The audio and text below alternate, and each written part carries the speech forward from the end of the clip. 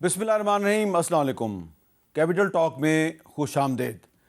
आज कौमी असम्बली में बहुत चीखो पुकार हुई, बड़ी तकरीरें की गई और हुकूमत और अपोजिशन के अरकान की एक बड़ी अक्सरियत जो है वो इस्लामाबाद में जो दरख्तों का कत्लेआम है उस पर एहतजाज कर रही थी, परेशान थी। तो क्या ये जो दरख्तों का कत्लेआम है ये इतना बड़ा इशू है कि कौमी असम्बली में आज सब इसी पे बात कर रहे थे? और क्या ये सिर्फ इस्लामाबाद का मसला है, ये पूरे पाकिस्तान का मसला है? और पाकिस्तान का अगर मसला है तो इस मसले को हल करने के लिए हम क्या कर रहे हैं, क्या कर सकते हैं? और इसके अलावा आज के प्रोग्राम में हमने अहम बात ये करनी है कि मार्च के महीने में पाकिस्तान सुपर लीग यानी कि PSL शुरू हो रही है और मार्च ही के महीने में IPL यानी इंडियन प्रीमियर लीग भी शुरू हो रही है। तो क्या इस मरतबा 2026 में जो PSL है ये IPL से आगे निकल सकती है? इस पर बात करेंगे हम प्रोग्राम के दूसरे हिस्से में। पहले हिस्से में गुफ्तगू के लिए हमारे साथ मौजूद हैं सेनेटर मुसद्दिक मलिक साहब, वफाकी वज़ीर बराए मौसमियाती तब्दीली, डॉक्टर ज़ैनब नईम साहबा जो हैं वो हमारे प्रोग्राम में पहले भी तशरीफ़ ला चुकी हैं, हमारे माहौलियात हैं, SDPI से वाबस्ता हैं। और हमने आज दावत दी है जनाब आसिफ महमूद साहब को। ये राइटर हैं, वकील भी हैं, लेकिन इन्होंने किताब लिखी है जी, ये मारगला जंगल कहानी। तो ये मारगला जो है उसके बारे में इनकी किताब है, इसमें बड़ी इन्होंने अहम हिस्ट्री भी लिखी है और 10 साल बाद का इस्लामाबाद कैसा होगा उसका मंज़र इन्होंने जो बयान किया है वो आपके दिल पे छुरियां चला देगा। लेकिन उसके लिए ज़रूरी है आप किताब पढ़ें, छुरियां अगर आप चाहते हैं कि आपके दिल पे वाकई चल जाएं। तो डॉक्टर मुसद्दिक मलिक साहब, मैं चाहूँगा कि पहले हम सुने कि आज आपके जो कुलीग्स हैं उन्होंने आज पार्लियामेंट में क्या कहा। हुजूर नबी करीम सल्लल्लाहु अलैहि वसल्लम की हदीस का मफहूम है कि अगर क़यामत कायम हो जाए और आपके हाथ में पौधा हो तो तब भी आप उसको लगाएं। आपने 40,000 के करीब जो दरख्त काटे हैं वो लंग्स हैं इस्लामाबाद का। लार्ज स्केल ट्री कटिंग हो रही है इस्लामाबाद के अंदर, एक ऐसे वक्त जबकि हम एनवायरनमेंट पे भी बात कर रहे हैं, क्लाइमेट चेंज के जो असरात हैं पाकिस्तान के ऊपर उस पर भी बात कर रहे हैं। जो यहाँ भी तामीरात हाल ही में हुई है इस्लामाबाद में, उसमें बहुत सारे पुराने दरख्त कटे हैं जिनको कटता हुआ देखकर लोगों के दिल जो है वो खून के आंसू रोया है। क्या मिनिस्ट्री ऑफ क्लाइमेट चेंज से NOC हासिल किया गया? और क्या ये हकीकत नहीं है कि इस्लामाबाद जो एक क्लीन एंड ग्रीन सिटी था आज वो दूसरा लाहौर बनने जा रहा है जो पोल्यूशन में इंडेक्स में नंबर 1 है? दुनिया भर में इस किस्म की मास कटिंग सर कहीं भी नहीं होती है। कोई जवाब देने के लिए नहीं था। क्लाइमेट मिनिस्टर को कुछ नहीं पता था क्या हो रहा है, इंटीरियर मिनिस्टर उसको डिफेंड करने की कोशिश कर रहे थे। कह रही हैं शर्मिला फारूकी साहब, क्लाइमेट मिनिस्टर को कुछ पता नहीं था कि क्या हो रहा है। तो आपको वाकई नहीं था पता कि ये क्या हो रहा है शहर में? देखिए, पहली बात तो ये है कि ये बड़ी क्लियरली लेआउट कर दिया जाए कि किस किस का क्या क्या काम है। दरख्तों को लगाना, दरख्तों को काटना, ये तमाम CDA का काम है। हमारे नीचे 2 इदारे आते हैं, एक मरगलाज और दूसरा यानी जितना मरगला का इलाका, जंगल का इलाका है या रिजर्व्ड एरिया, एक वो इलाका आता है और दूसरा हमारी सुपरविज़न में EPA आता है जो हमारा रेगुलेटर भी है। इन दोनों से इजाज़त लेना ज़रूरी है, मगर इजाज़त लेके दरख्त काटने का अमल जो है या दरख्त लगाने का अमल ये CDA का है। हमारे बेशुमार ऐसे प्रोजेक्ट्स हैं जिन पे इजाज़त ली गई है और इजाज़त लेके तमाम काम किए जाते हैं, लेकिन अगर आप देखें पस मंज़र इसका और कुछ साल तक चले जाएं तो करोड़ों की तादाद में जुर्माने किए जा सकें। ये हमसे सवाल भी पूछा गया असेंबली में, जिसका लिख के भी जवाब दिया गया कि किस किस प्रोजेक्ट पे कितने कितने जुर्माने किए गए हैं। इस वजह से जिस वक्त कोई इजाज़त लिए बग़ैर दरख्त काटता है तो हम समझते हैं कि हमारे 2 फ़राइज़ हो जाते हैं। एक तो ये कि फ़ौरी तौर पे उसका नोटिस लिया जाए, नोटिस सर्व किया जाए। जो तमाम नोटिस जो हैं वो सर्व किए जा चुके हैं, उनकी हेयरिंग की तो जाए। इसका मतलब ये है कि कुछ दरख्त आपसे पूछे बगैर काटे जी गए। बिल्कुल, तो वो हेयरिंग हम बल्कि बिल्कुल 100% जी।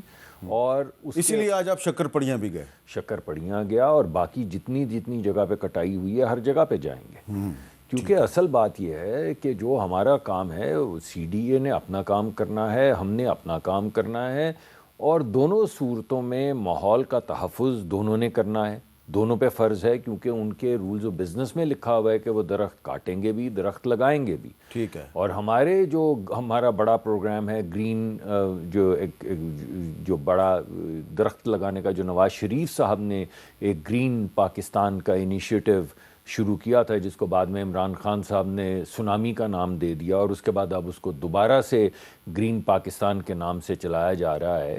اس میں پورے پاکستان میں ہم درخت لگاتے ہیں. ٹھیک ہے. اب ہماری اپنی جورسڈکشن کے اندر اگر درخت کٹیں گے تو جتنے بھی درخت لگانے کی ضرورت ہے، چاہے وہ سی ڈی اے کا کام ہو یا ہمارا کام ہو، آپ اس اسپرنگ کیمپین میں دیکھیں گے اور ہم آپ کو ساتھ لے کر جائیں گے.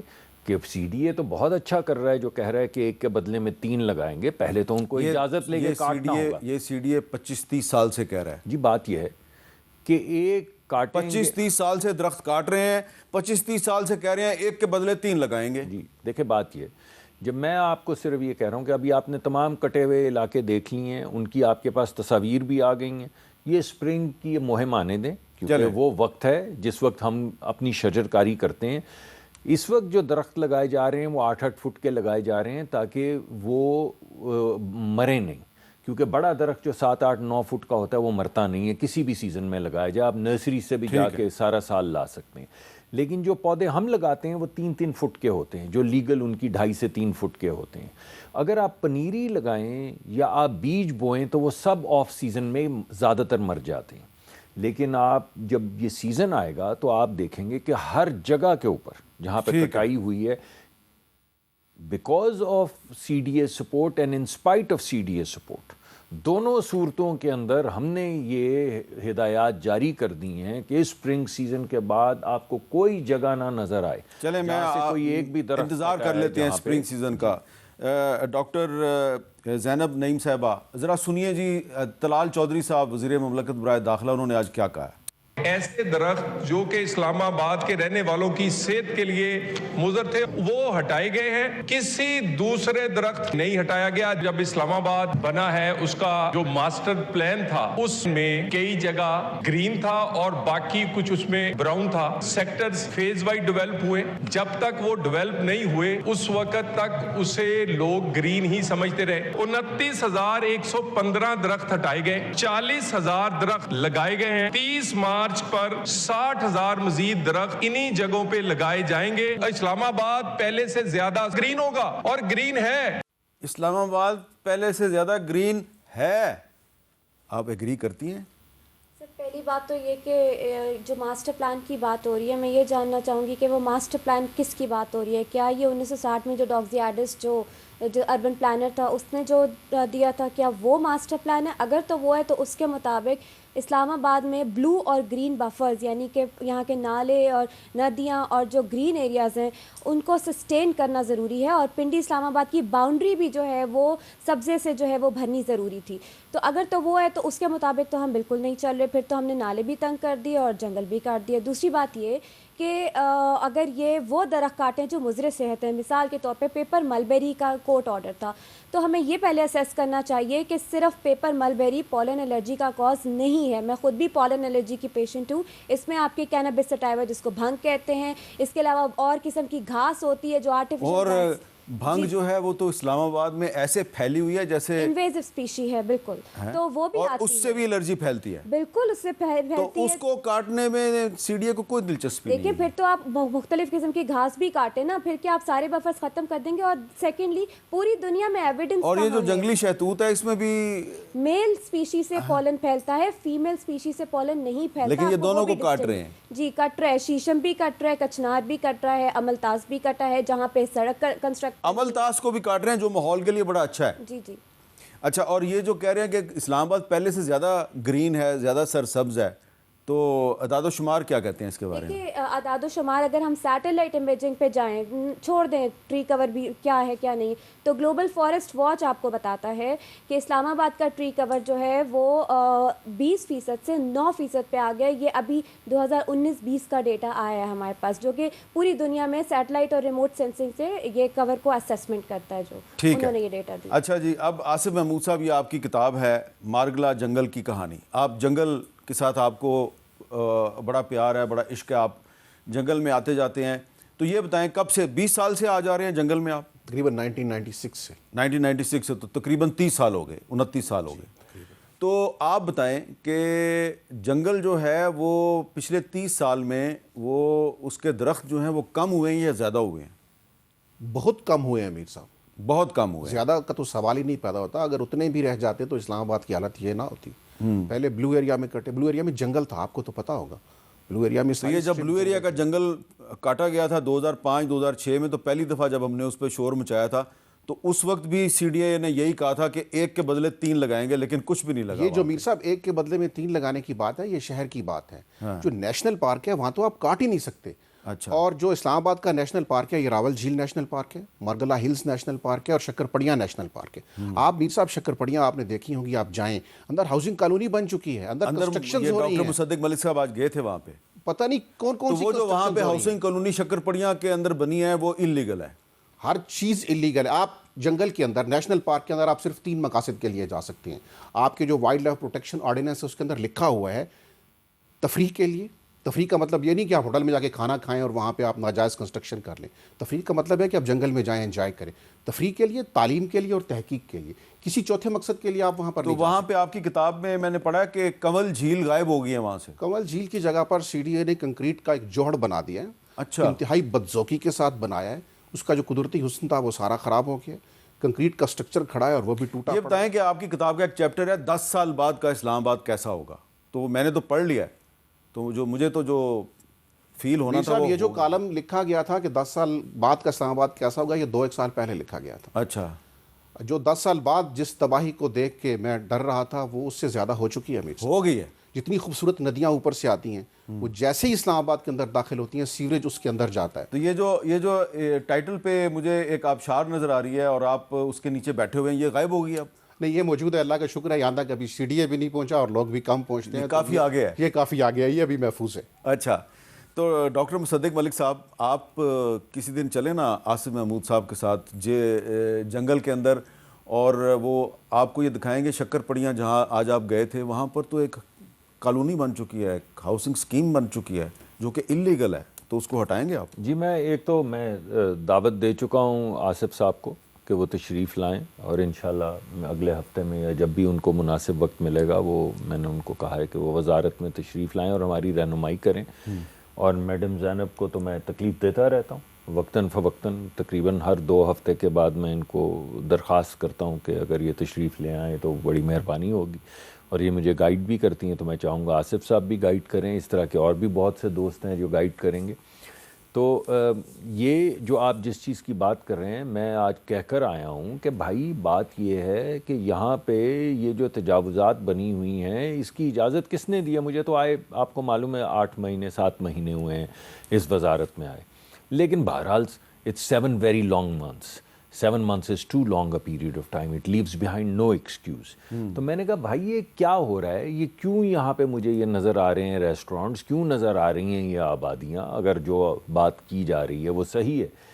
تو ایک صاحب نے کہا کہ جناب یہ آپ کا ایکٹ آنے سے پہلے کی ہیں. تو میں نے کہا بھائی اب تو ایکٹ آ چکا ہے، پہلے کی ہیں یا بعد کی ہیں، ایکٹ تو اب آ چکا ہے، قانون تو نافذ ہوتا ہے. قانون یہ تھوڑی ہے کہ قانون جو بن گیا اس کے بعد جو اس کی وائلیشن کرے گا اس کو قانونی جکڑ میں لیا جائے گا. ٹھیک ہے. تو میں نے یہ ان کو درخواست کی ہے یا ہدایت دی ہے یا ڈائریکشن کی ہے کہ جتنی بھی انلیگل تجاوزات ہیں سب کو نوٹس کیا جائے اور کوئی تفریق نہ کی جائے، اور جس نے اجازت نہیں لی اس کے خلاف قانونی کارروائی کی جائے. اس میں بہت سی پرائیویٹ سیکٹر کی تنظیمیں ہیں، بہت سی پرائیویٹ سکیمز ہیں. تو یہ بات جو انہوں نے کی وہ کیا بھلے سے ہوتا ہے جو بڑا نقشہ ہوتا ہے، ماسٹر پلان، بڑا نقشہ. یہ بڑا نقشہ جو بنا تھا تب تو بنا تھا 1960 میں، تبھی تو یہ لگائے گئے جنگلی شہتوت، حالانکہ لگانے کی ضرورت نہیں تھی. ہم جب یہاں سے کبھی گزرتے تھے اسلام آباد سے تو آپ کو بلبل نظر آتے تھے، آپ کو طوطے نظر آتے تھے، آپ کو جگنو نظر آتے تھے، آپ کو رات کو تتلیاں نظر آتی تھی، شام کو رات کو جگنو، شام کی تتلیاں، صبح کے طوطے، سب اڑ گئے. 1960 میں کون تھا حکمران پاکستان کا؟ وہ تھے کوئی جرنیل صاحب تھے کوئی کسی تو جنرل ایوب خان صاحب تھے. تو جو ڈکٹیٹر ہوتے ہیں نا وہ اکثر اوقات ایسے ہی فیصلے کرتے ہیں, جنگلی شہتوت لگا کے چلے جاتے ہیں, بعد میں قوم بھگتتی رہتی ہے. اب وہ ان کی بات بھلے سے اچھی ہو اور بھلے سے صحیح بات ہے یہ کہ جہاں پہ جنگلی شہتوت کاٹے جانے چاہیے, کیونکہ آج مجھے یہ کہا گیا جس طرح پہلے جو مجھے کہا گیا, آج میں نے ریڈ کر کے چیک کیا, مجھے آج یہ کہا گیا کہ صاحب 37% جو اس وقت اسلام آباد کی آبادی ہے اس کو پولن الرجی کا شکار ہوتی ہے 3 مہینے 2 مہینے, اور ان میں سے جو دمے کے مریض ہیں ان کی بیچاروں کی بہت زیادہ حالت خراب ہوتی ہے, اور جو COPD کے مریض ہیں یعنی بزرگ ہمارے جو ماسک آکسیجن ماسک لے کے پھر رہے ہوتے ہیں, بوٹلز آف آکسیجن لے کے, ان کو بعض مرتبہ شہر چھوڑنا پڑتا ہے, یہ گھر سے باہر نہیں کمرے سے نکل سکتے. تو میں نے ان کو بولا کہ وہ رپورٹ جمع کروائیں. ٹھیک ہے, اچھا, لیکن ایک پیشنٹ آپ کے ساتھ بیٹھی ہوئی ہے جی پولن کی, آپ ذرا یہ بتائیں جی کہ یہ کیا صرف آپ نے ویسے تھوڑا سا پہلے بتایا ہے, تو یہ کیا صرف جنگلی شہتوت کی وجہ سے؟ میں ایک گزارش کرتا ہوں, دیکھیں انہوں نے بھنگ کا بھی ذکر کیا اور انہوں نے کچھ گراسز کا بھی ذکر کیا, لیکن میں یہ کہنا چاہتا ہوں کہ یہ برڈن اسٹیبلش ہوا, یہ جنگلی شہتوت کا جو برڈن ہے یہ سائنٹیفکلی اسٹیبلش کیا گیا ہائی کورٹ میں, اس کے بعد سپریم کورٹ میں, اس کے بعد ہیلتھ منسٹری کو بھیجا گیا. ہیلتھ منسٹری نے ایکسپرٹس کے ذریعے کورٹ نے یہ کہا ہے کہ اب آپ درخت تو دور کی بات ہے, اس کی ایک شاخ بھی نہیں کاٹ سکتے. کوئی بات نہیں کاٹیں گے تو لوگ جو COPD کے مریض ہیں وہ ان کو نہیں اس کی تو بات ہی نہیں ہو رہی, نہیں اس میں بھی آپ نے صرف میل کو کاٹنا ہے جی. ارے بھائی میل کو صاحب آپ بات سمجھنے کی کوشش کریں کہ اصل ہمیں کس چیز سے سروکار ہے. پہلی بات, میں کیوں اس کا دفاع کروں؟ میل کو کاٹنا ہے تو میل کو کاٹ دیں, نہیں بھی کاٹنا ہے تو پھر ان کی ذمہ داری ٹھہرے گی جن کی ذمہ داری. وہ کہہ رہے ہیں میل کو کاٹ رہے ہیں, ساتھ میں فیمیل کو بھی کاٹ دو. وہ آپ کی بات ٹھیک ہے, لیکن میں آپ کو کہہ رہا ہوں کہ ہمارا وزارت کا نقطۂ نظر یہ ہے کہ 3 ہیں چیزیں, کہ انسان کے اوپر جو بوجھ ہے بیماری کا جو ہے نا وقت کی کمی ہے. مجھے کہا جا رہا ہے کہ بھائی یہ صرف اسلام آباد کا مسئلہ نہیں ہے, پشاور کا بھی مسئلہ ہے. وہ ہماری جورسڈکشن میں نہیں آتا ہے. تو میں لیکن میری جورسڈکشن میں تو آتا ہے. دکھائیں جی پشاور میں کیا مسئلہ ہے. پشاور شہر کے حیات آباد، دلزاک روڈ، ورسک روڈ، جی اور چمکنی کے مقامات کبھی درختوں، باغات اور لہلہاتے کھیتوں سے بھرپور ہوا کرتے تھے، تاہم اب یہ رہائشی علاقوں میں تبدیل ہو چکے ہیں اور ان علاقوں میں تیزی سے رہائشی تعمیرات جاری ہیں۔ اس تبدیلی سے شہر کا قدرتی حسن اور ماحولیاتی توازن متاثر ہوا ہے۔ اگر یہ پرانے درخت کاٹنے تو پھر اس کو چاہیے کہ نئے درخت لگائے۔ پہلے جو درخت تھے نا حکومت کاٹ رہی ہے، لیکن ابھی دوبارہ لگانے کا کوئی بندوبست نہیں ہے، تو اس سے پولوشن زیادہ ہوتا ہے۔ پشاور میں سڑکوں کی توسیع، ہاؤسنگ سکیمز، تعمیراتی منصوبے اور دیگر ترقیاتی سرگرمیاں درختوں اور سبززار کے ختم ہونے کی بڑی وجوہات ہیں۔ سرکاری حکام کے مطابق شہر کی خوبصورتی میں اضافے کے لیے شجرکاری مہم جاری ہے، درختوں کی غیر قانونی کٹائی میں ملوث افراد کے خلاف کارروائی کی جا رہی ہے اور متبادل کے طور پر نئے پودے لگائے جا رہے ہیں۔ ہم کوئی 1,25,000 درخت مختلف اربن ایریاز میں لگا چکے، جس میں Hayatabad, Regi model town, G T road ہے، جمرود روڈ جسے ہم کہتے ہیں، یونیورسٹی روڈ جسے کہتے ہیں، رنگ روڈ ہے، اس پہ لگا چکے ہیں۔ درخت زندگی کی علامت اور زمین کا زیور ہے، ان سے نہ صرف شہر کی خوبصورتی میں اضافہ ہوتا ہے بلکہ یہ ماحولیاتی آلودگی سے چھٹکارا حاصل کرنے میں بھی معاون ثابت ہوتے ہیں۔ آئیں درخت لگائیں، شجرکاری کریں اور آنے والی نسلوں کو بچائیں۔ پروگرام کیپٹل ٹاک کے لیے کیمرامین طارق علی کے ساتھ Urooba Ibrahim, Geo news Peshawar. Well done Urooba Ibrahim, بہت اچھی آپ نے رپورٹ دی۔ تو ڈاکٹر صاحبہ اب آپ مجھے یہ بتائیں کہ یہ جو درخت کٹ رہے ہیں صرف اسلام آباد میں نہیں کٹ رہے، پشاور، کوئٹہ، لاہور، کراچی، ہر جگہ پہ کٹ رہے ہیں، انجام کیا ہے ہمارا؟ دیکھیں اسلام آباد کی ایئر کوالٹی پچھلے 2 دن سے آپ چیک کر لیں، ایئر کوالٹی انڈیکس 200 کراس کر رہی ہے اس موسم میں، اور یہ جو درخت ہوتے ہیں، جنگلات ہوتے ہیں، چاہے کوئی بھی ہو، وہ اپنے اندر پولوٹنس کو جذب کرنے کا کام کرتے ہیں۔ تو ابھی آپ دیکھیں گے اس کا طریقہ کار ہوتا ہے، آپ ایک مخصوص علاقے سے پہلے وہ درخت کو ختم کرتے ہیں، اسی سال پھر آپ ایک سیزن میں اسیسمنٹ کرتے ہیں پولن مینجمنٹ کے کیا فرق پڑ رہا ہے، اور اس کو ختم کرنے سے پہلے آپ پہلے نیٹو اسپیشی لگاتے ہیں۔ اب جیسے ہم نے پام کے درخت لگا دیے اسلام آباد میں، ہم کیا دبئی ہیں کہ ہم پام لگائے جا رہے ہیں؟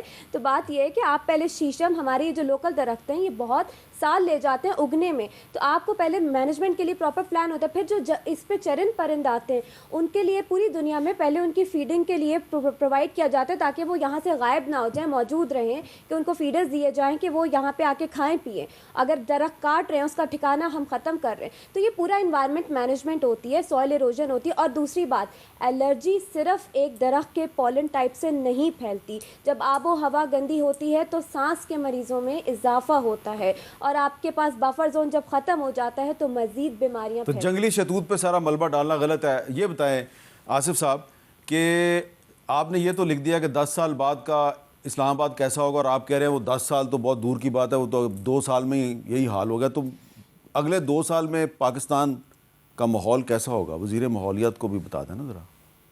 امیر صاحب مجھے اگر آپ اجازت دیں تو تھوڑا سا میں اس پوری ڈیبیٹ ہے اس میں ایک میں بھی اپنی گزارش کر لوں کہ جنگلی توت کو تو ختم ہونا چاہیے. جنگلی توت تو میجر کنٹریبیوٹر ہے آپ کے ہیلتھ کے مسائل کا. ٹھیک ہے. تو ایک تو جتنی یہ آپ باہر سے لے کے آتے ہیں, بھنگ کو بھی تو ختم ہونا چاہیے. کس کو؟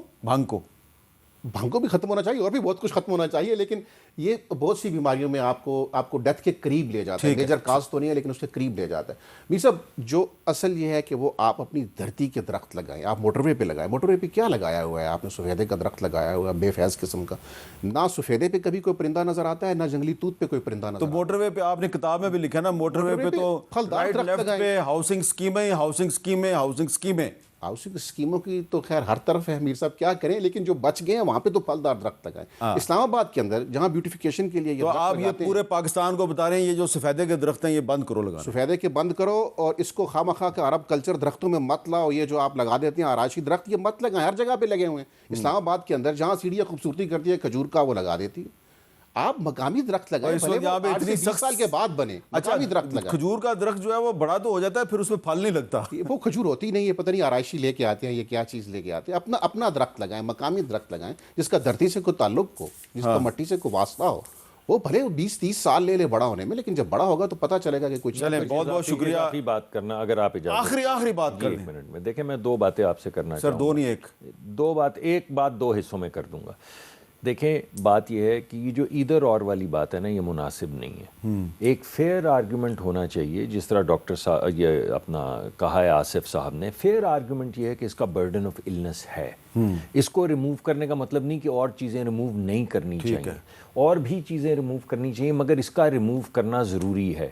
اور اگر ہم یہ لوگوں کو نہیں کہیں گے اور ہم آپٹکس کے اوپر رہیں گے تو پھر کام خراب ہوگا. تو جو کیکر کا درخت کاٹا ہے وہ بھی غلط. آخری بات, آپٹکس کا شکار ہر وزارت ہو چکی ہے ہمارے سمیت. یہ 10 بلین ٹری سونامی جو ہے میں آپ کے پاس لے کر آؤں گا کچھ حقیقتیں, اور آپ کو بتاؤں گا کہ اس کی آڑ میں کیا کیا ہوتا رہا. چلے سر میرے پاس وقت بہت کم ہے. بہت بہت شکریہ آپ کا ڈاکٹر مصدق ملک صاحب, زینب نعیم صاحب اور آصف محمود صاحب, بہت بہت شکریہ. آپ نے سنیا, اس پہ بھی مزید گفتگو کریں گے. میں نے ایک بریک لینا ہے, بریک کے بعد ہم نے بات کرنی ہے کہ PSL جو ہے وہ پاکستان میں فورن انویسٹمنٹ کی ایک علامت بن گئی ہے, لیکن کیا PSL IPL سے آگے جا سکتی ہے؟ اس پہ بات کرتے ہیں بریک کے بعد.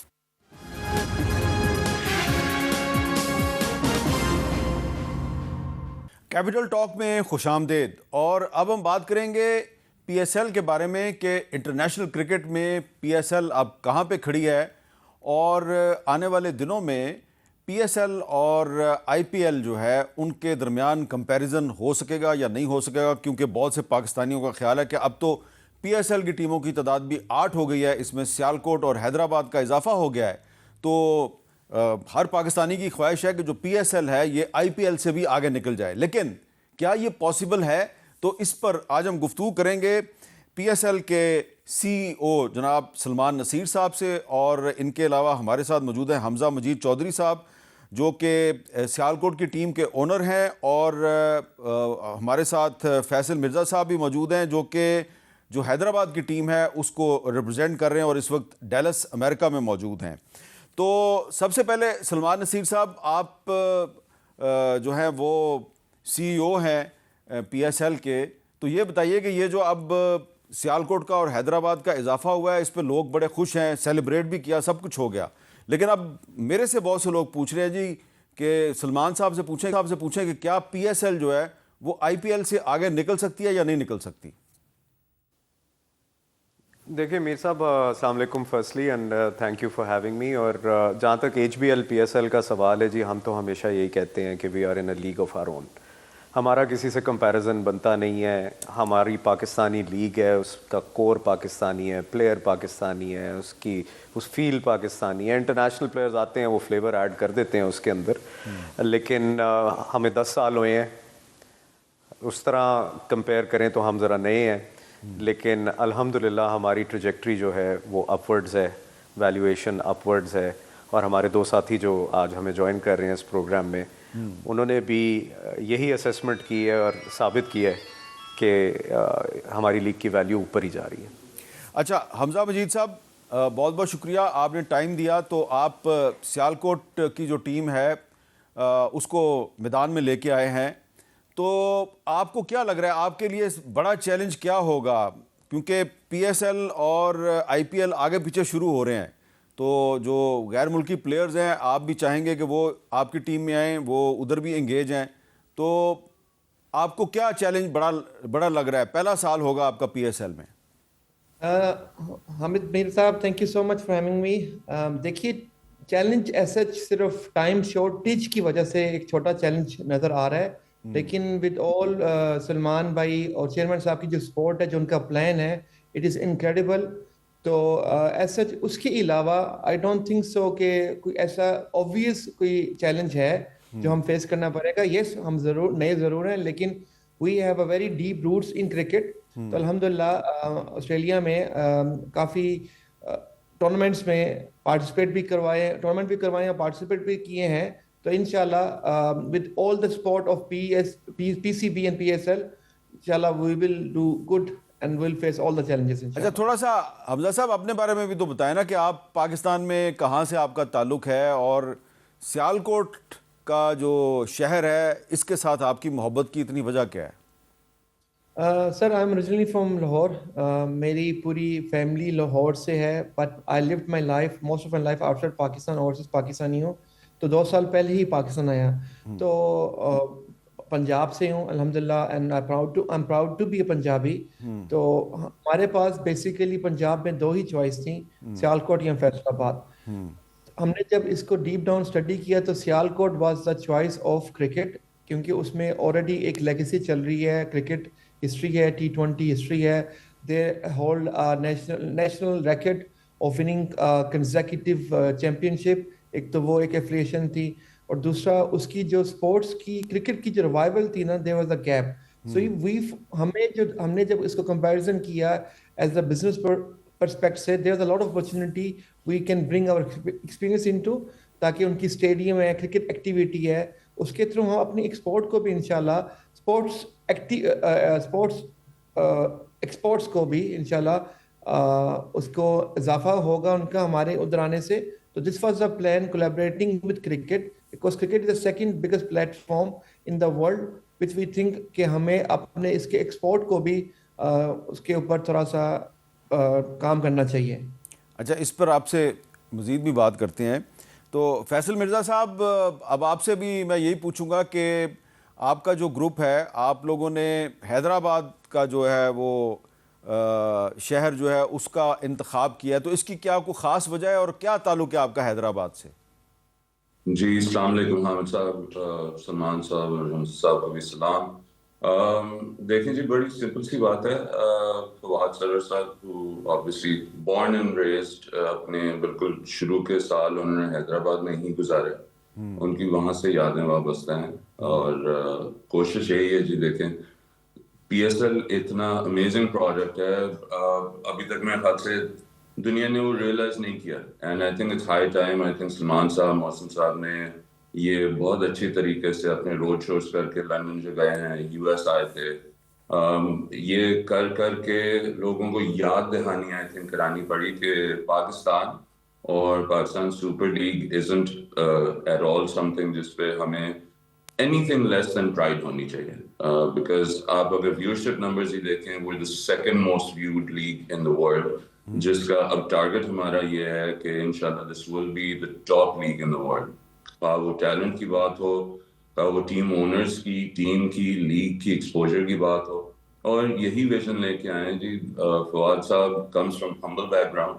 انہوں نے ماشاءاللہ اپنے آپ کو خود یہاں پہ آ کے جب وہ امریکہ آئے تھے تقریباً 16 سال کی عمر میں اپنے آپ کو یہاں اسٹیبلش کیا, پڑھائی کے بعد کام کیا, اپنے بزنس سے شروع کیے, اینڈ ماشاءاللہ now along with PSL he owns a number of businesses. اور ٹارگٹ یہی ہے, دیکھیں پاکستان میں سے پاکستانیوں کو باہر نکال سکتے ہیں مگر پاکستانیوں میں سے پاکستان کو کوئی نہیں باہر نکال سکتا, اور وہ انشاءاللہ آپ کو باتوں سے زیادہ ہمارے کاموں میں نظر آئے گا.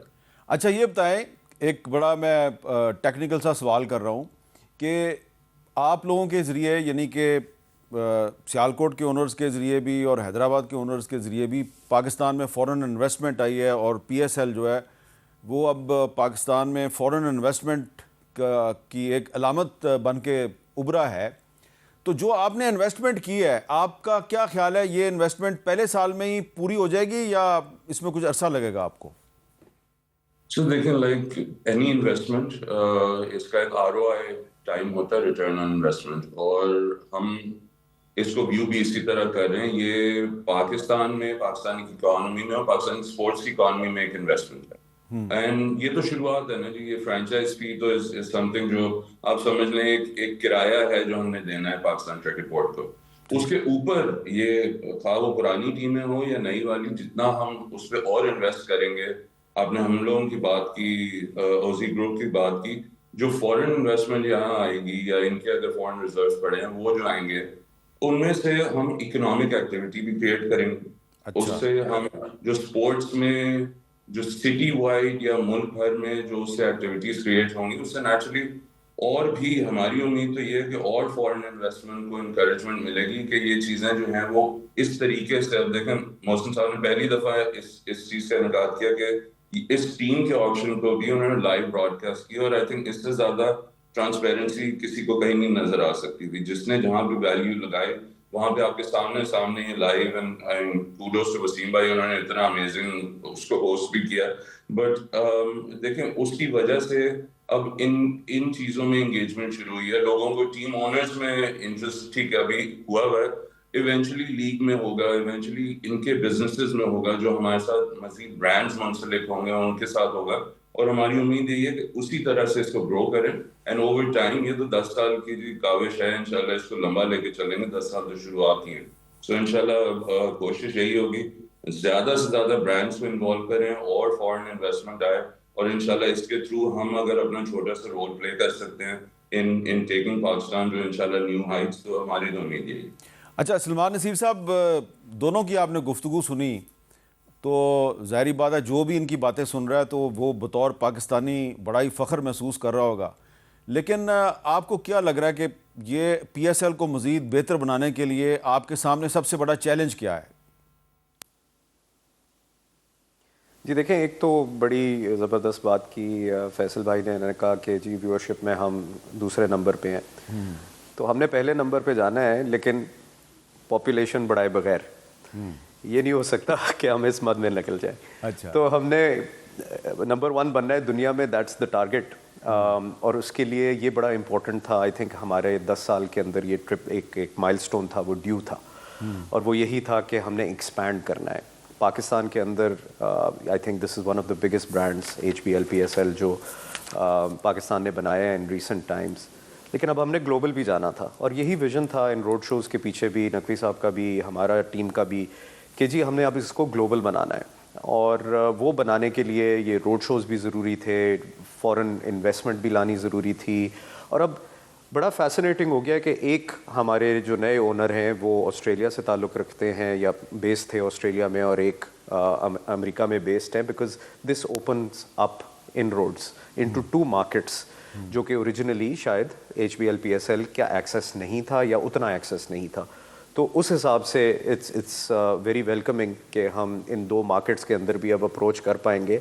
اور بہت ساری مبارک ہے ان دونوں انویسٹرز کے لیے کہ انہوں نے اتنا ٹرسٹ اور فیتھ شو کیا HBL PSL کے اندر, پاکستان کرکٹ کے اندر, اور ٹوگیدر انشاءاللہ اس کو ہم آگے لے کے چلیں گے. جو اوریجنل ہمارے فرینچائزز ہیں وہ بھی ساتھ کھڑے ہیں, ہمارے اوریجنل ٹائٹل سپانسر بھی ہمارے ساتھ کھڑے ہیں, 12 سال ہمارے ساتھ گزاریں گے. تو کٹھے انشاءاللہ سارے چیلنجز کو اوور کم کریں گے ہم. सलमान साहब, एक सवाल ये है कि आपके ख्याल में जो फ्रेंचाइज फीस है ये कोई बहुत ज़्यादा तो नहीं, या आपका ये ख्याल है कि इसको इतना आप ऊपर लेके जाएंगे HBL PSL को कि वो इनकी फ़ीस कोई इशू नहीं रहेगा? देखिए, ये अगेन मार्केट ने डिटरमिन किया, सबके सामने ये एक टीम अवेलेबल थी 2 और 10 हमारे टेक्निकली क्वालिफाइड बिडर थे और उनको भी बहुत मुबारक हो, ये एक है तो trophy asset at the end of the day. और ये 10 वो लोग थे जो ख्वाहिशमंद थे कि हम एक टीम उठा सकें HBL PSL की। तो फ्रेंचाइज फ़ी की जहाँ तक बात है, आपने नोट किया होगा पिछले 10 साल के अंदर, मैं थोड़ी सी हिस्ट्री और कॉन्टेक्स्ट आपके साथ शेयर करता हूँ, ये इम्पोर्टेंट भी है कि जहाँ जहाँ मुश्किलात आई हैं इन द पास्ट, PCB और HBL PSL ने उन मुश्किलात को दूर करने की कोशिश की है। जब हमने शुरू की थी लीग तो ये डॉलर्स के अंदर बिड हुई थी और फ्रेंचाइज फ़ी भी डॉलर्स के अंदर थी, परहैप्स 105 रुपए थे उस वक़्त कन्वर्जन रेट में।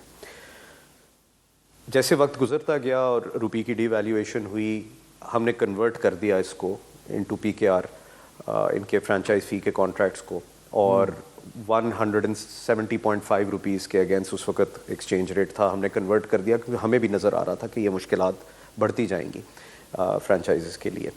फिर कोविड आ गया, कोविड के अंदर जो हम इनको रिटर्न दे रहे थे हमने उसमें इजाफा किया, और जैसे मुश्किलात आई तो वो जो एक सेंट्रल पूल जो हम कहते हैं, जो रेवेन्यू का शेयर हम रिटर्न करते हैं फ्रेंचाइजेस को, वो जब 80% था जब हमने कॉन्ट्रैक्ट शुरू किए थे पहले साल में, वो बढ़ा के 95% कर दिया। तो जहाँ जहाँ मुश्किलात हुई हैं हमने इकट्ठे काम किया, सोल्यूशन ढूंढी हैं। अगर खुदा ना खास्ता आगे भी कोई मुश्किलात आएंगी इंशाल्लाह उसको भी हम इकट्ठे ओवरकम करेंगे। अच्छा, अभी कुछ और भी हमने आपसे बातें करनी है, एक मुझे छोटा सा ब्रेक लेना है, ब्रेक के बाद दोबारा मिलते हैं।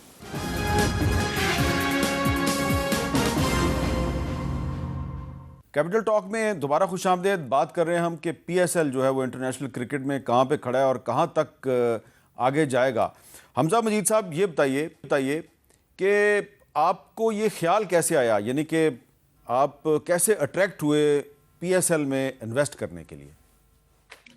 देखिए जी, हम एज बीइंग पाकिस्तानी क्रिकेट के हम सब फैन हैं किसी न किसी तरह, डायरेक्टली इनडायरेक्टली, और हर किसी ने ऑलमोस्ट कहीं ना किसी लेवल पे क्रिकेट खेली है। तो ऑलवेज क्रिकेट को देखा भी है, खेला भी है, किसी लेवल तक इसको कैरी फॉरवर्ड भी किया है। जब PSL की फ्रेंचाइजी का जब आइडिया फ्लोट हुआ गालबन 2-2.5-3 साल पहले, तो was always in my mind. तो अल्लाह ने फिर अपॉर्चुनिटी दी इसके अंदर आने की, तो that was right time to get us इन, क्योंकि अभी 10 साल हो गए हैं। 10 साल में was an opportunity which came after 10 years, और मुझे ये नहीं लगता कि इसके बाद कोई ऐसी एडिशन होगी जिसके लिए somebody might have to wait for next 10 years. तो I believe now PSL को 10 साल हो चुके हैं, now 2.0 PSL loaded. It will be bigger and better. And I think हमने उस बेबी को ज्वाइन किया है जो ऑलरेडी एक अपनी मेजॉरिटी से बाहर निकल के ग्रोइंग स्टेज के ऊपर है। So for us to get in is कि अब इधर से टेक ऑफ ही है for bigger and better cricket of game of cricket and as a business ventures as well. बिल्कुल ठीक है। अच्छा फैसल मिर्ज़ा साहब, ज़रा सवाल मैं आपसे करूंगा कि बहुत से जो व्यूअर्स हैं क्रिकेट के जो फैंस हैं वो ये जानना चाहेंगे कि आप फॉरेन प्लेयर्स में कितने इंटरेस्टेड हैं। तो आप ख़ुद भी अमेरिका से इन्वेस्टमेंट लेके आ रहे हैं, लेकिन जो आपकी टीम होगी हैदराबाद की, उसमें आपकी क्या प्रायोरिटी है? वो तो एक ख़ास नंबर है, उस ख़ास नंबर से ज़्यादा आप फॉरेन प्लेयर्स नहीं खिला सकते, लेकिन हम कह सकते हैं कि आपकी टीम का मेयार IPL की टीमों से ज़्यादा बेहतर होगा। सर, आप तो मेरे ख्याल से ये कह सकते हैं PSL की तमाम टीमों का मेयार किसी भी और लीग की, मैं किसी और लीग का नाम लेने से गुरेज करूंगा, कोई ज़रूरत ही नहीं, बिकॉज हमारी अपनी लीग इतनी अच्छी है, वो सबसे बेहतर है। ठीक है। एंड आई थिंक इसी माइंडसेट के साथ अगर सारे टीम ओनर्स इसको व्यू करें तो इससे बेहतर कुछ हो नहीं सकता। और जहाँ तक फॉरेन प्लेयर्स की बात है सर, देखिए जिस तरह आपने कहा, आप खुद ये इतने सालों से फॉलो कर रहे हैं, माशाल्लाह खुद भी क्रिकेट खेले हुए हैं। यहाँ पे फॉरेन प्लेयर्स की तादाद एक लिमिटेड होती है, मखसूस है, लेकिन PSL का जो कोर और जो डिफाइनिंग एलिमेंट है वो हमारे लोकल प्लेयर्स हैं। हमने डे 1 से PSL में आइकॉन्स भी पाकिस्तानी रखे, हमने डे 1 से प्लैटिनम डायमंड सब में पाकिस्तानी रहे हैं। सबसे अच्छी चीज हमारे इमर्जिंग प्लेयर्स भी पाकिस्तानी, ہماری تو کوشش یہ ہے کہ فرام ڈے ون ہم یہ شروع رکھیں کہ لوکل ٹیلنٹ کی گرومنگ، ان کے اندر انویسٹمنٹ اور ان کی اپ اسکلنگ. آپ نے امریکہ میں ہونے کی جو بات کی ہے، ہماری کوشش یہ ہوگی یہاں best in class fitness, mental health, یہ ساری چیزیں یہاں پہ موجود ہیں. تو جو پلیئرز ہمارے سسٹم کے تھرو آئیں گے ان کی یہاں پہ بھی کنڈیشننگ ہو تاکہ ہمارا معیار جو ہے بار نن سب سے اوپر انشاءاللہ جائے آگے جا کر. ٹھیک ہے سلمان صاحب، یہ بڑی اچھی بات کی ہے فیصل مرزا صاحب نے کہ وہ جو لوکل پلیئرز ہیں ان پر ان کا زیادہ ایمفیسس ہوگا، لیکن پھر بھی ایک ویلیو تو ہے نا فورن پلیئرز کی بھی. تو کیا یہ درست ہے کہ اس سال کوئی آپ ایسی فیسلٹیز دے رہے ہیں ٹیموں کو کہ وہ ڈائریکٹ بھی لے سکتے ہیں فورن پلیئرز کو؟ حامد صاحب، ابھی ایکچولی ہم نے ایک گورننگ کاؤنسل آف HBL-PSL کی میٹنگ جو ہے وہ آرگنائز کر رہے ہیں اس ویک کے اینڈ پہ، جس میں یہ سارے معاملات فائنلائز ہو جائیں گے. ہم تھوڑا سا ویٹ کرنا چاہ رہے تھے، پرانے 5 فرینچائزز سے تو ہماری مشاورت ہو گئی ہوئی تھی، لیکن ہم چاہ رہے تھے کہ جو 2 نئے فرینچائز اونرز بھی آ رہے ہیں ان سے بھی ایک دفعہ کنسلٹیشن اور مشاورت ہو جائے، جس کے بعد فیصلہ ہو. سرٹنلی ڈائریکٹ سائننگز جو ہے وہ انڈر کنسیڈریشن ہے، کتنی ہوں گی، اس کا میکنزم کیا ہوگا، یہ ساری چیزیں اس ہفتے کے اینڈ میں فائنلائز ہو جائیں گی. ہم پرس انکریز کرنے کی بات بھی کر رہے ہیں، جو پلیئر پرس ہوتا ہے جس کے اندر پلیئر سلیکٹ کرتی ہیں فرینچائزز. ہم آکشن کی بات بھی کر رہے ہیں کہ کیا فل آکشن لے کے آئیں، پارشل لے کے آئیں، یا اوریجنل ڈرافٹ کے ساتھ ہی چلیں. سب کا ایک اپنا ویو ہے، اور وہ سب کو مد نظر رکھتے ہوئے انشاءاللہ اینڈ آف دس ویک ہمارے فیصلے ہو جائیں گے سارے.